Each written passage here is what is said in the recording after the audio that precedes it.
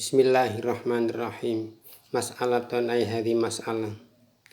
Lawir tadu'a lamun nyusu apa jadyun cempe, wedhus cempe wa huwa utawi jadyun cempe mau iku azzakaru hewan lanang atau cempe lanang min auladil ma'ji hale sangking pira-pira wedhus kacang atau wedhus kacangan nyusu kalbatan ing asu wadon au khinziratan utawa nyusu ing celeng wadon. Panabata mongko cukul atau tumbuh apa lahmu daging cempe mau ala labaniha ing atase susune khinzirah atau kalbah.